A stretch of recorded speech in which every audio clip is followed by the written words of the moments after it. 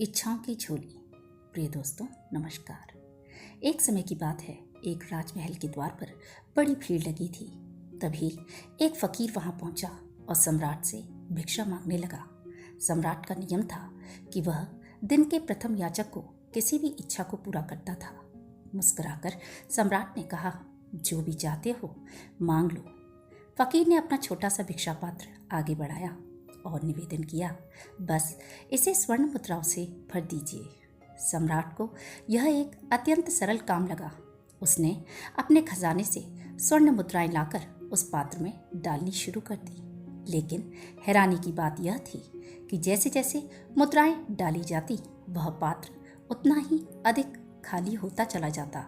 सम्राट ने पूरे राज्य का खजाना उसमें डाल दिया, फिर भी पात्र भरने का नाम ही नहीं ले रहा था। आखिरकार थक हार कर सम्राट ने कहा, हे भिक्षु, यह पात्र साधारण नहीं लगता।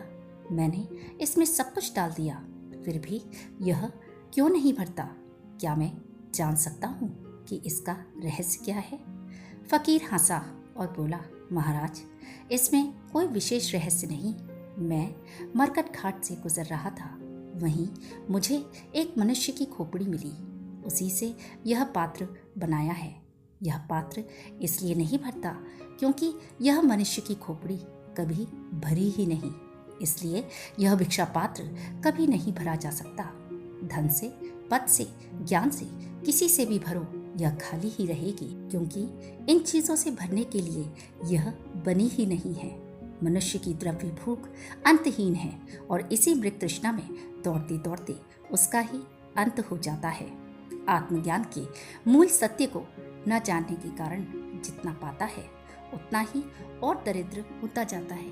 हृदय की इच्छाएं कुछ भी पाकर शांत नहीं होती हैं, क्योंकि हृदय तो परमात्मा को पाने के लिए बना है। परमात्मा के अतिरिक्त और कहीं संतुष्टि नहीं।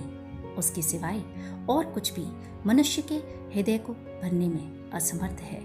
इस कहानी का सार, जो पात्र कभी नहीं भरता वो इंसान का मन है, और जो उसे भर सकता है वो सिर्फ ईश्वर है। इसलिए मेरे प्रिय साथियों, दुनिया की दौड़ में खुद को मत खोने दो, परमात्मा से जुड़ो, क्योंकि वही है जो हमारे मन की उस गहराई को भर सकता है जहाँ दुनिया की कोई चीज़ नहीं पहुँचती। बाकी सब सिर्फ भ्रम है।